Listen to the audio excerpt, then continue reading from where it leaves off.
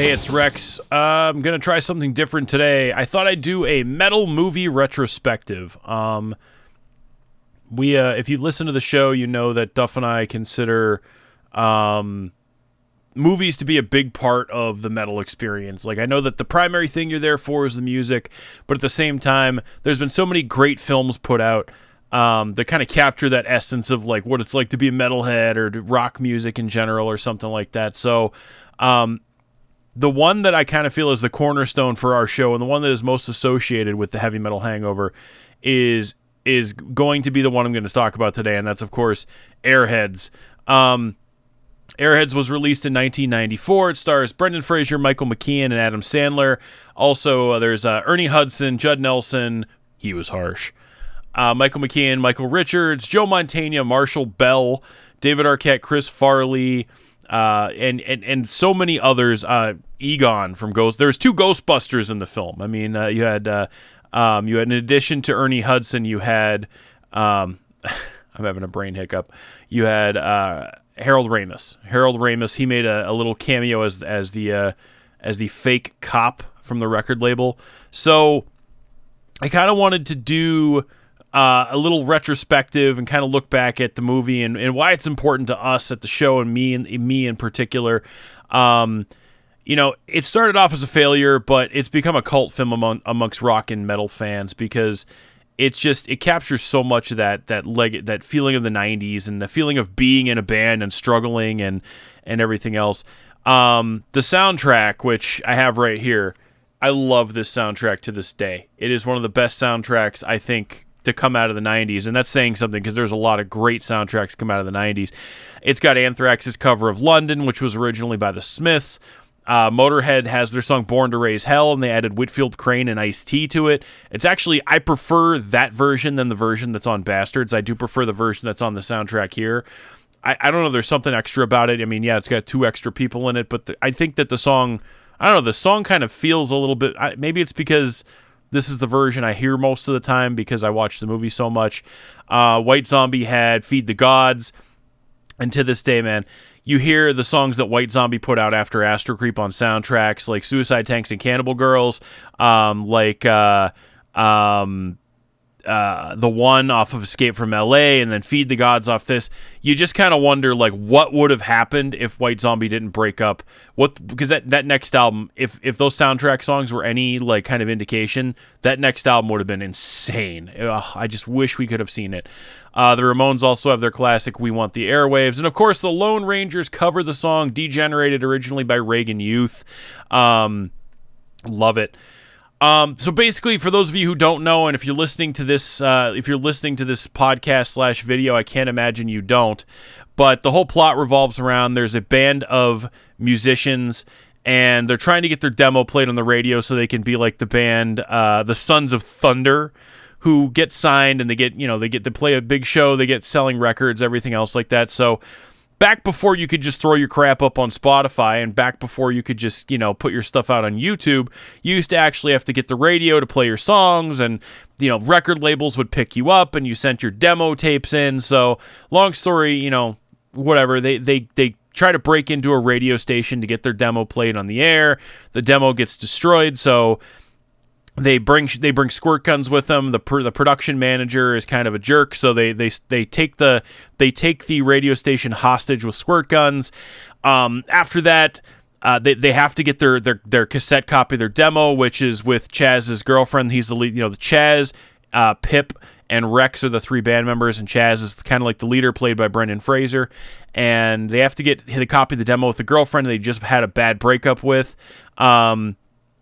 She's out for the night, so they have to send the cops. In the meantime, they have a bunch of fun. There's a lot of jokes. They debate music, and it's kind of cool because some of the debates about music are true. Like, I love the quote where it's like, "Oh, why aren't you playing any of these bands? They're great." Well, if they're so great, why aren't they tearing up the charts? Well, because you're not playing them. And it's true. And, they have the debate about Jimi Hendrix. Like, oh, people always say the classic rock's better than modern rock. Like, modern rock doesn't have a whole lot. Today's music doesn't have a whole lot to say. Are you going to tell me that Purple Haze says something?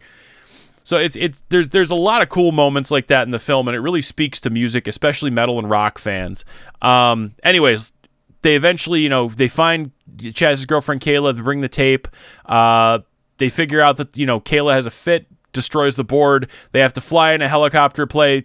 The whole thing gets resolved with them actually going to prison, but their album Live in Prison goes like, I think it was like triple platinum or something like that. I can't remember. And they're a successful band after that. And there's a lot of in between there, but it's just a great character driven movie. Lots of stars in there. I really wish it did better than it did in the theaters. But the legacy is metalheads to this day still quote it. Like I can't think of a time. Some people actually have said they listened to our show because we started quoting Airheads, and it was just one of these things where it's like, hey, wait, there's more people out there who love and quote this movie. It's become such a cult movie that I feel like people know that people out there like it, and I can't believe it hasn't gotten a Blu-ray release in a long time. The Blu-ray has been out of print for a long time. I'm holding on to my DVD copy like you wouldn't believe. I would love for this to get a Blu-ray or 4K release. The Lone Rangers have lived on. Like, I still to this day always see people posting, in like the metal groups jokingly posting, you're not a real fan unless you can name this band, and it's of, the Lone Rangers. And then it's kind of a snapshot in time of like the 90s rock and metal scene. Like MTV News is in it, Kurt Loder is in it.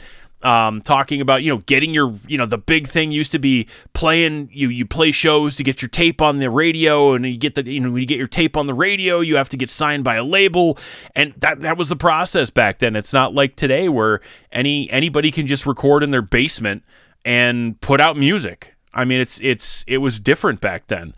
Most of all for me in particular, as someone who was in a band, around, maybe about, 10 years later or so, it reminds me a lot of what it was like to be in my band. No, I did not hold a radio station hostage with squirt guns, but, at the same time, a lot of that sort of, that camaraderie, like the jokes and the busting each other's balls and everything else like that in the band. And, it just felt like my band. My band had 2 extra members, but, we had some of the same debates about music and some of the same, feelings. And I don't know, there's just something, if you were in a band, I think you know what I'm talking about. I want to go through some of my favorite quotes from this movie, because I tell you what, out of all the movies I watch, this and a handful of others that I might cover in later episodes they make up my vernacular. To this day, I'll say, "Can I bogue one of these?" Like, I'm gonna go to the store. I'm gonna be like, "Oh, I need to bogue a loaf of bread," or I'll see merch at a show and I'll be like, "I need to bogue one of those T-shirts." So, like, I love Adam Sandler. He's holding up all the music. Hey, can I bogue one of these? And holds up the Rebel Radio shirt. I always love, you look like half a butt puppet. That's one we use. The best one is, I'm gonna stab your heads off with what? With my knee. It's actually funny. I met Marty Friedman at a book signing. He was signing his autobiography, and I had my Airheads shirt on, and he looks at me and he goes, "I love that movie. That's so awesome." And he goes, "I love the part where he's in the hallway and he's like, I'm going to stab your heads off." So it was again, you have Marty Friedman quoting this movie at a book signing. I mean, that's kind of like how far it reaches. And of course, the legendary question you ask anyone, if you want to know if they're legit or not, who would win in a wrestling match, Lemmy or God? Trick question, Lemmy is God. Well, there's 3 of you. You're not exactly lone. Shouldn't you be the 3 Rangers? Whose side did you take in the big David Lee Roth Van Halen split? Whose side? Van Halen. He's a cop. If you ever need to know if somebody's a cop, the key thing to ask them is whose side they took in the David Lee Roth Van Halen split. If they say Van Halen, they're a cop. For all you care, our album could be Pip farting on a snare drum. To this day, anytime I'm talking about an album and and I'm just like, there are some artists you just absolutely love and they could release anything. Like I always say, Metallica could literally at this point release an album of Lars farting on a snare drum and it would sell 1 million copies. That's how I always describe these bands, that literally they could put out anything and it will sell. Is the farting on a snare drum. I always loved, what's your guys' name? My name's Pip. The band name. to this. It's another one you hear on our show all the time. I'm going to clip us some C's. Of course, there's, you're screwing on my $1,400 leather couch? If there is one stain. I know you guys think I'm a real dick cheese burger or whatever, is another great quote. I always say this to my friends. You always running around the apartment in your fudgies? That's not true. It is true. All I got to tell you to pants over when people come over. He's making this up. I love that. He wipes his ass with his record contract. I love this guy. Yeah, we're partying in here. We got all kinds of beer. And then, I don't know, there's just, the movie is full of classic quotes. Like, I mean, the movie is just nonstop funny. If you've never seen it, and I can't believe, if you're watching this and you've never seen it, find it. eBay it. Amazon, I don't know if it's even on Amazon. Find it streaming. Do what you need to do to find this film and watch it. Maybe a friend's got a copy. Do something, because it's just a hilarious film. It really sums up rock and metal in the 90s, and it's a classic. So that's my retrospective of Airheads. I hope to do some more of these. Of course, we got Wayne's World, we got Detroit Rock City, we got a bunch of these. Let me know if you like this video, or if you think this is a complete waste of time. But that's my commentary on Airheads. Hope to see you again. Take it easy, man.